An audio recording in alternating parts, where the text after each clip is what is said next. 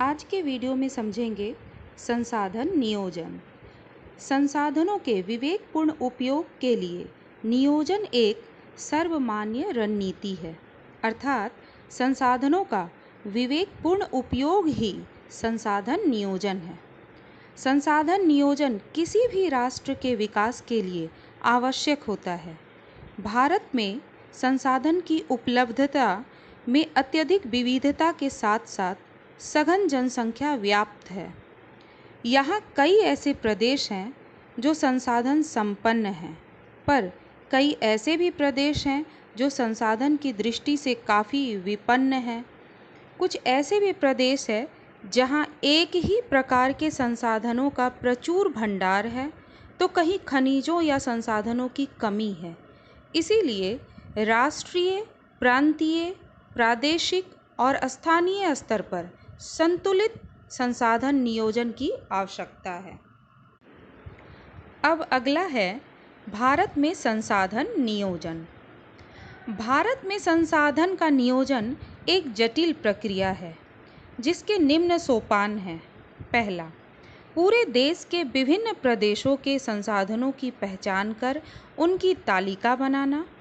दूसरा, उपयुक्त कौशल, टेक्नोलॉजी और संस्थागत ढांचे का सही इस्तेमाल करते हुए नियोजन का ढांचा तैयार करना। तीसरा, संसाधन नियोजन और विकास नियोजन के बीच सही तालमेल बैठाना। अब अगला है संसाधनों का संरक्षण। मानव द्वारा संसाधनों के प्रवर्धन अर्थात बढ़ने या बढ़ाने की क्रिया को संसाधन का संरक्षण कहते हैं। प्राकृतिक संपदाओं का योजनाबद्ध और विवेकपूर्ण उपयोग किया जाए तो उनसे अधिक दिनों तक लाभ उठाया जा सकता है तथा भविष्य के लिए भी संरक्षित रह सकती है। संसाधनों का योजनाबद्ध, समुचित और विवेकपूर्ण उपयोग ही उनका संरक्षण है तथा इसके बर्बादी को रोककर भी हम संसाधन का संरक्षण कर सकते हैं। अब अगला है भू संसाधन। भूमि एक बहुत महत्वपूर्ण प्राकृतिक संसाधन है। प्राकृतिक वनस्पति, वन्य जीवन, मानव जीवन, आर्थिक क्रियाएं, परिवहन तथा संचार व्यवस्थाएं भूमि पर ही आधारित है। परंतु भूमि एक सीमित संसाधन है, इसीलिए उपलब्ध भूमि का विभिन्न उद्देश्यों के लिए उपयोग सावधानी और योजनाबद्ध तरीके से होना चाहिए। भारत में भूमि पर विभिन्न प्रकार की भू आकृतियाँ हैं, जिसमें मैदान 43% भाग पर है, जो कृषि और उद्योग के विकास के लिए सुविधाजनक है। पर्वत 30% भाग पर है, जो 12 नदियों द्वारा जल सुविधा सुनिश्चित करती है तथा पर्यटन विकास के लिए अनुकूल है। फिर पठार 27% भाग पर है, जो खनिज, ईंधन तथा वनों की सुविधा सुनिश्चित करती है। अब समझेंगे भूमि उपयोग या भू उपयोग। भारत में भूमि का उपयोग निम्न प्रकार से है, जिसमें पहला, वन आच्छादित भूमि। दूसरा, बंजर तथा कृषि अयोग्य भूमि। तीसरा, गैर कृषि प्रयोजन के अंतर्गत भूमि, जैसे इमारतें, सड़कें, उद्योग इत्यादि। चौथा, अस्थायी चारागाहें तथा अन्य गोचर भूमि। पाँचवा, विविध वृक्षों, वृक्ष फसलों तथा उपवन के अंतर्गत क्षेत्र। छठा, कृषि योग्य बंजर भूमि, जहाँ 5 से अधिक वर्षों से खेती न की गई हो। सातवां, परती भूमि के अतिरिक्त अन्य पुरातन परती, जहाँ 1 वर्ष से 5 वर्ष तक खेती न की गई हो। आठवां, वर्तमान परती, जहाँ 1 कृषि वर्ष या उससे कम समय से खेती न की गई हो। नौवां, शुद्ध या निवल बोया गया क्षेत्र, जिसमें वर्ष में एक बार फसल उगाई या काटी जाती है। अब आगे समझेंगे सकल कृषित क्षेत्र क्या है या किसे कहते हैं। एक कृषि वर्ष में एक बार से अधिक बोए गए क्षेत्र को शुद्ध बोए गए क्षेत्र में जोड़ दिया जाए तो वह सकल कृषित क्षेत्र कहलाता है। अर्थात एक बार से अधिक बार बोए गए क्षेत्रफल को उतनी ही बार जोड़ा जाता है जितनी बार उस पर फसल उगाई जाती है। इस तरह सकल बोया गया क्षेत्र शुद्ध बोया गया क्षेत्र से अधिक होता है। अब अगला है भारत में भूमि उपयोग प्रारूप। भारत में भूमि उपयोग का प्रारूप भौतिक तथा मानवीय कारकों पर निर्भर करता है।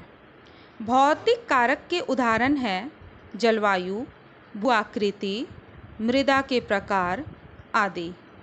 मानवीय कारक के उदाहरण हैं जनसंख्या घनत्व, प्रौद्योगिकी क्षमता, संस्कृति और परंपरा इत्यादि। दिए गए आंकड़ा के अनुसार अस्थायी चारागाह के अंतर्गत भूमि कम हो रही है। 1960-61 में 4.71% थी, जो कि 2014-15 के अनुसार अस्थायी चारागाह 3.3% हो गई है। वन आच्छादित भूमि में भी सीमित परिवर्तन ही हुआ है। पहले 18.11% थी, अब 23.3% ही है। शुद्ध बोए गए क्षेत्र में कोई परिवर्तन नहीं हुआ है। पहले 45.26% थी, अब 45% हो गया है। शुद्ध बोए गए क्षेत्र का प्रतिशत भी भिन्न राज्य में भिन्न भिन्न है। पंजाब और हरियाणा में 80% भूमि पर खेती होती है, तो अरुणाचल प्रदेश, मिजोरम, मणिपुर और अंडमान निकोबार द्वीप समूह में 10% से भी कम क्षेत्र में खेती होती है, क्योंकि यहाँ समतल भूमि नहीं है। यदि पड़ती भूमि और अन्य भूमि को भी शामिल कर लें तो भी शुद्ध बोए गए क्षेत्र का हिस्सा 54% से अधिक नहीं होगा। पड़ती भूमि के अलावा बचने वाली भूमि की गुणवत्ता अच्छी नहीं है, उस पर खेती करना महंगा साबित होगा। अब है भूमि निम्नीकरण और संरक्षण उपाय। पेड़ पौधे तथा फसल के वृद्धि के लिए आवश्यक प्राकृतिक पोषक तत्व की कमी होना अर्थात भूमि की गुणवत्ता में कमी हो जाना भूमि निम्नीकरण कहलाता है। भूमि निम्नीकरण के कारण हैं पहला, वृक्षों की कटाई, दूसरा, खनिज खनन, तीसरा, अत्यधिक पशुचारण, चौथा, अत्यधिक सिंचाई, पाँचवा, औद्योगिक जल निकासी और छठा, अपरदन इत्यादि मुख्य कारण हैं। अब है भूमि निम्नीकरण के संरक्षण के उपाय। पहला, वनारोपण, दूसरा, चारागाहों का उचित प्रबंधन, तीसरा, पशुचारण नियंत्रण, चौथा, पेड़ों की रक्षक मेखला, पाँचवा, रेतीले टीलों को कांटेदार झाड़ियाँ लगाकर स्थिर बनाना, छठा, खनिज नियंत्रण, सातवां, औद्योगिक जल का परिष्करण के बाद विसर्जन, आठवां, नमी संरक्षण तथा खरपतवार नियंत्रण इत्यादि।